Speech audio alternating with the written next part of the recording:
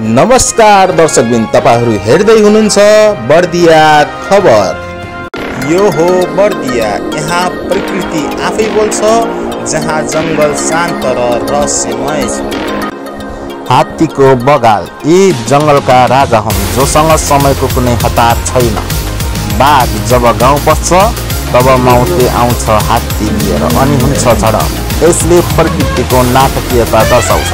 र अर्को कुनामा मयूर आफ्नो पखेटा फिजाउँदै नाचिरहेको छ। मानौ यो जंगलको पर्व हो र मयूर यसको नर्तक। आकाशमा उडिरहेका पंक्षीहरू जसको गुन्जनले जंगललाई जीवन्त बनाउँछ। यहाँ थुप्रै तालहरू पनि छन्। जनावरहरू यहाँ आएर तिर्खा मेटाउँछन्। यी तालहरू जंगलको ज्यान हुन्।